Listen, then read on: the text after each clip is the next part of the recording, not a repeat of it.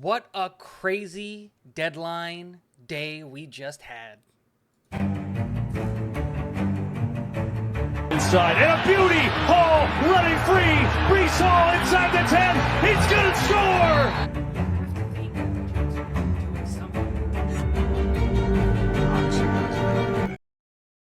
What is going on, guys? Welcome back to Talking Jets with Tigo. My name is Tigo, and we're going to be going over the entire trade deadline day, not just what the Jets did. If you haven't seen that video, you can go watch that. It'll be up in the box there in a couple of seconds or minutes. But I think the craziest part of this whole thing is there were a lot of moves made, and the trade deadline for the NFL is finally starting to become what it should be, which is a spectacle. And we'll talk more about that in a second. But guys, before we get into today's video, if you haven't already, go into the description. A bunch of new links that you can click on. Links to Tigo Slavia, merch, donation page, my Twitter, all of that stuff in the description. But most importantly, hit the subscribe button, hit the like button, leave a comment. Let's hop right in to today's videos. A lot of trades today, and it started early, right? We saw moves from teams, and I think what happened today was honestly a lot of fleecing, and we're starting to see that these younger GMs are starting to value their draft picks less than older GMs, and they want proven talent more than they want to take a shot at evaluating their own guy, which is very interesting. Very, very interesting. But I did want to make a comment really quickly about the fact that I think the trade deadline happening on a Tuesday is absolutely abysmal. The trade deadline for the NFL should be a spectacle. It should be a televised event all day on ESPN, and we should talk about it all day. The NHL trade deadline is like that, right? Canada shuts down for the NHL trade deadline, and I think the NFL should do the same thing. We should have full day coverage on the trade deadline. The NFL Network should be all day, one show, NFL trade deadline, and talking about this stuff and talking about the players and everything like that. I think that it would be a much cooler experience if they did that. But let's hop right into the trades. I think we're going to start off, and I'm not going to go over every trade, just the ones that I thought were important and cool. And we're going to start with the TJ Hockenson trade away from Detroit to the Vikings, which is absolutely insane, right? That TJ Hockenson gets traded inside of a division. Here's the crazier part about it is that it's not just hey, Minnesota's sending Detroit picks and then they got no. They got picks back. The trade is that the Lions sent TJ Hockenson and a 4th round pick in 2023 and a conditional 4th round pick in 2024, and the Lions got a 2nd round pick and a 3rd round pick in 2023 and 2024 respectively. So all it took was pick swaps for them to get TJ Hockenson, which is absolutely insane with an interdivisional trade. The Vikings absolutely fleeced the Detroit Lions. TJ Hockenson is an absolute threat out of the tight end room, and we all know what's happening to Irv Smith in Minnesota, but that's insane. Crazy trade. I freaked out when I saw it. Absolutely crazy. Then the next trade that blew my mind was the fact that the Bears were trading a 2nd round pick to the Steelers for Chase Claypool. Now, I was cool. I knew Claypool was going to get moved, but for a 2nd round pick, that's absolutely insane. But I thought, you know what? They're probably sending the Ravens pick. It'll be on the bottom half of the order if the Ravens show up to actually be a good football team and make a playoff run. That's fine. No, it's the Bears' 2nd round pick. And with Miami losing their 1st round, that only moves, that makes the 1st round is 31 picks. That means that the Bears, who are going to be picking in the top 5, just gave up 32 to 37. That's the pick that they gave up for Chase Claypool, a player that they're going to have to pay and has been known to have some kind of attitude problems. Dude, that's absolutely insane to me. This is by far and away the biggest highway robbery trade of the day, in my opinion. Crazy scenes that we saw from there. Then you followed that up by an absolute devastating blow in Bradley Chubb being traded to the Finns for a 1st round pick. If you want to know more about my thoughts on that, I dropped a video on it. So go watch it. It's 4 minutes of me talking about it. But a quick recap. I think it's a really good move for the Finns. Bradley Chubb does have an injury history, but we don't know how much of that is having to play in Denver and all of that stuff. He is still 24 years old. They're going to have to pay the man, and the rumor is that it's $20 million a year, which is absolutely insane, but you're starting to see Miami kind of become the LA Rams East, where they're just throwing away picks to bring in players.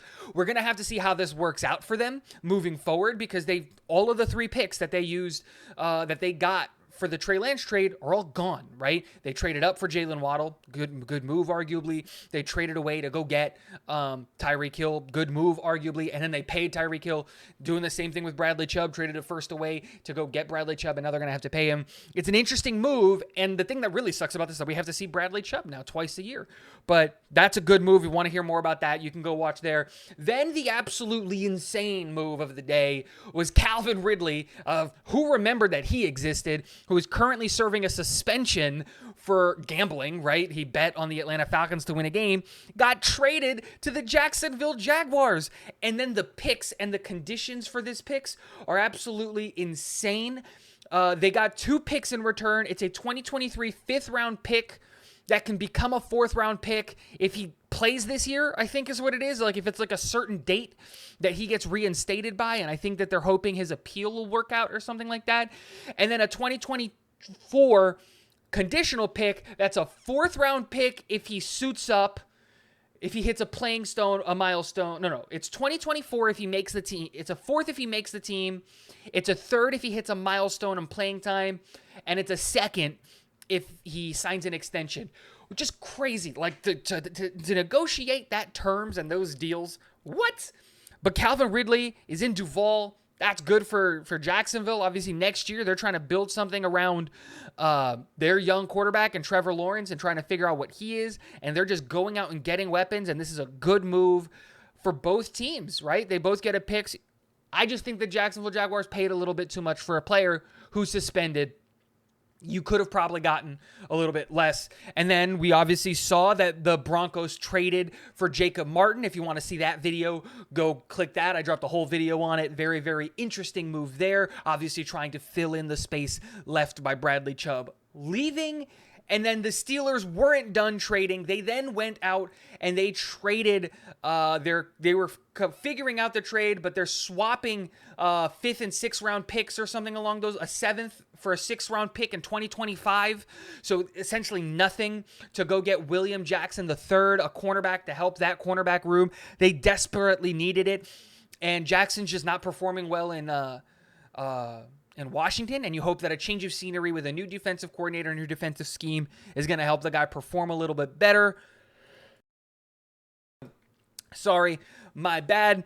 And then, obviously, right at the deadline, right before the clock was about to expire, you see Nyheim Hines traded from the Indianapolis Colts to the Buffalo Bills. So you saw all 3 teams not named the New England Patriots going out and trading for a running back, because Miami did go trade for a running back. Who is it? Did they trade for? Jeff Wilson from San Francisco. He wasn't that big of a name for me to justify spending any time on him, if we're being honest. So a lot of really interesting moves. Side note, Zach Moss, the running back for Buffalo, was part of the trade for the Nyheim Hines move. So they swap there, and then they also get a 6th round pick. Indy gets a 6th round pick for Nyheim Hines. And that's exactly what you wanted to see from Buffalo, right? Is another pass-catching threat. Absolutely not. Crazy, insane, just absolutely insane that we saw that. That being said, let's talk about some of the players that didn't get moved and how interesting that is, because, like, the fact that Houston didn't make a trade, Brandon Cooks was excused from practice today, Laramie Tunsil is still on the team. Like, they had places where they could go and get picks, and they didn't do anything. The same thing with Carolina.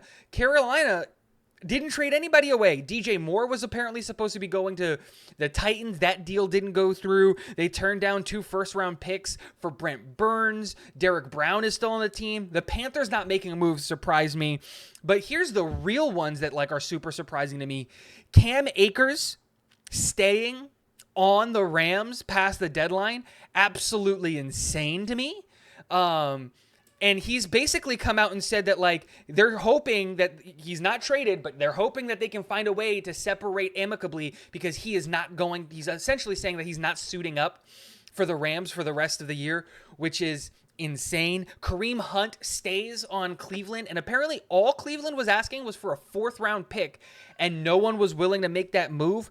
Surprising to me. Obviously, going back to the Brandon Cooks thing,